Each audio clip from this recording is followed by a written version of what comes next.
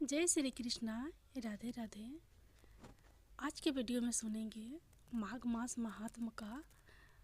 महात्म कथा का अगला अध्याय। यमदूत कहने लगे कि हे वैश्य, एक बार भी गंगा जी में स्नान करने से मनुष्य सब पापों से छूटकर अत्यंत शुद्ध हो जाता है। जो मनुष्य गंगा जी को दूसरे तीर्थों के समान समझता है वह अवश्य नरक में जाता है। भगवान के चरणों से उत्पन्न हुई गंगा जी के पवित्र जल को श्री शिव जी अपने मस्तक में धारण करते हैं। वह ब्रह्मा जो संदेह रहित प्रकृति से अलग और निर्गुण है, ब्रह्मांड में उसकी समानता किससे हो सकती है। गंगा जी का नाम हजारों योजन दूर से ही लेने वाला नरक में नहीं जाता, इसलिए मनुष्य को अश्वमेव गंगा जी में स्नान करना चाहिए। हे वैश्य, जो ब्राह्मण दान लेने का अधिकारी होकर भी दान नहीं लेता वह आकाश के नक्षत्रों में चंद्रमा के समान है। जो कीचड़ से गौ को निकालता है, जो रोगी की रक्षा करता है या जो गौशाला में मरता है वह आकाश में तारा होता है। प्राणायाम करने वाले मनुष्य सदैव उत्तम गति को प्राप्त होते हैं। प्रातः के समय स्नान के पश्चात जो 16 प्राणायाम करते हैं वह घोर पापों से बच जाते हैं। जो पराई स्त्री को माता समान मानते हैं वह यम की यातना को नहीं भोगते। जो मन से भी कभी पर स्त्री का चिंतन नहीं करता वह दोनों लोकों को अपने अधीन करता है। जो पराये धन को मिट्टी के समान समझता है वह स्वर्ग में जाता है। जिसने क्रोध को जीत लिया मानो उसने स्वर्ग को ही जीत लिया।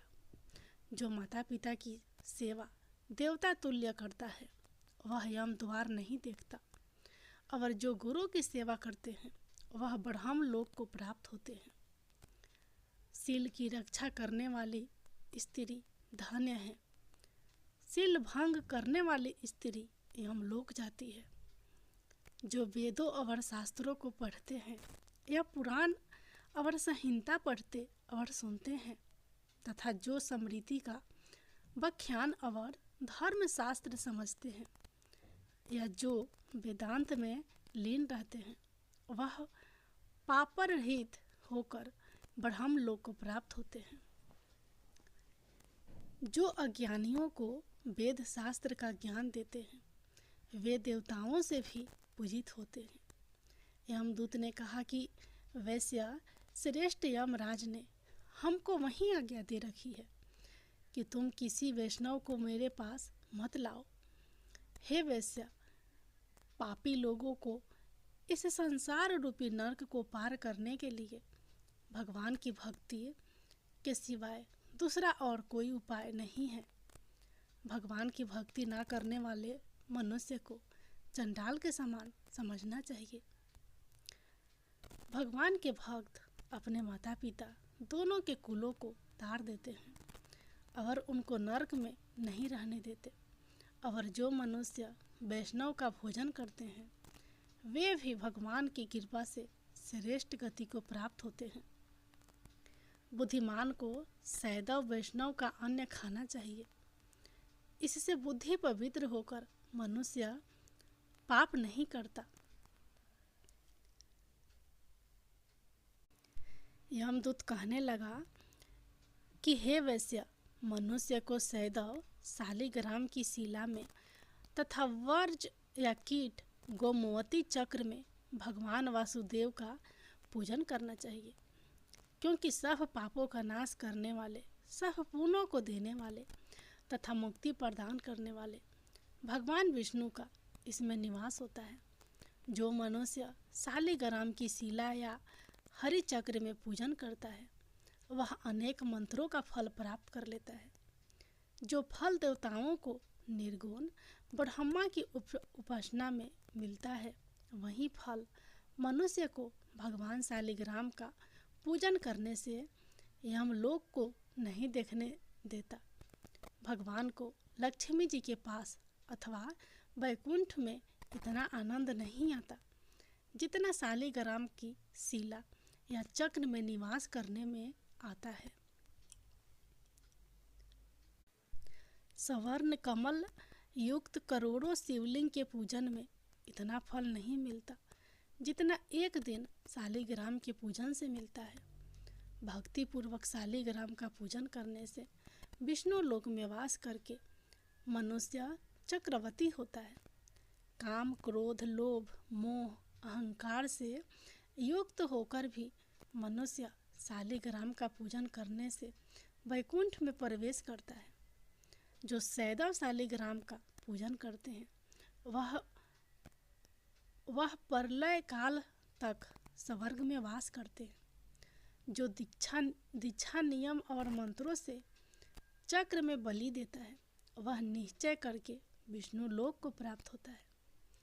जो शालिग्राम के जल से अपने शरीर का अभिषेक करता है वह मानो संपूर्ण तीर्थों में स्नान करता है।